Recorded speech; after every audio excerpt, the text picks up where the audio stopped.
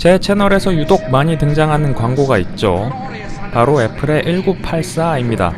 1984년 슈퍼볼 때 공개한 광고로 애플의 매킨토시 출시를 위해서 제작이 되었죠. 에일리언의 리들리 스콧이 감독을 맡았습니다.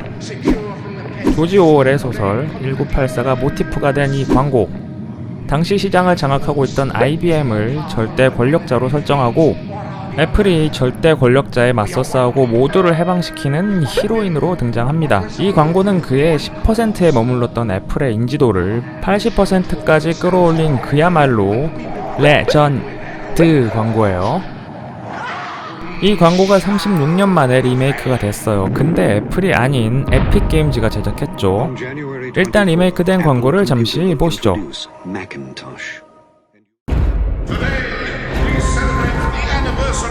Platform unification directives. For years they have given us their songs, their labor, their dreams. In exchange, we have taken our tribute, our profits, our control. This power is ours and ours alone. We shall prevail.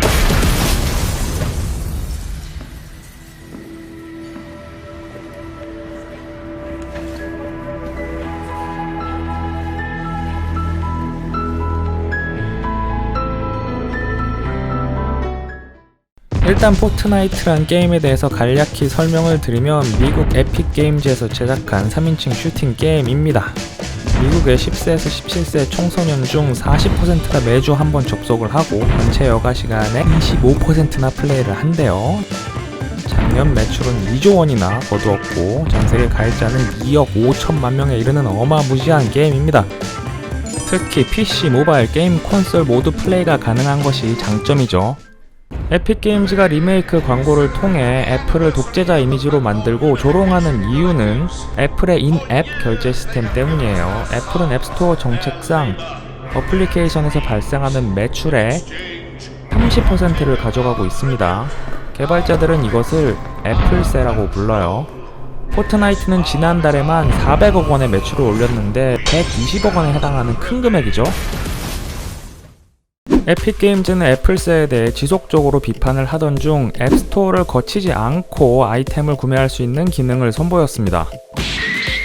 이를 통하면 포트나이트 유저는 앱스토어를 통한 구매보다 20% 저렴하게 살 수 있어요. 물론 에픽게임즈도 애플세를 안 냅니다. 애플은 곧바로 포트나이트를 앱스토어에서 삭제해버렸어요. 에픽게임즈도 이에 질세라 캘리포니아 북부 지방법원에 애플을 제소하게 됩니다. 사실 구글도 똑같이 30%의 구글세를 부과 중인데 그래서 에픽게임즈는 구글도 제소를 했어요. 애플 뮤직의 라이벌인 스포티파이는 응원의 메시지를 남깁니다. 다수의 업계 관계자들도 에픽게임즈를 지지하는 모양새입니다.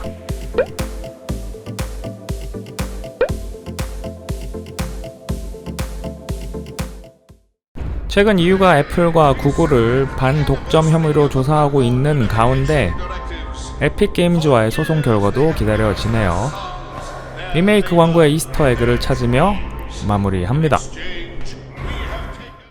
광고에서 독재자로 등장하는 애플을 자세히 보면 머리가 부패했고 벌레까지 꼬인 것이 보이네요. 그리고 애플이 모든 앱을 감시한다는 것을 보여주며 에픽게임즈가 전쟁을 선포한 날을 명시해 두었네요. 그리고 이 안경은 애플의 CEO 팀 쿡의 안경 디자인과 유사합니다. 벽에 쓰여진 이 문구들은 애플세에 대한 앱스토어 이용 약관이라고 해요.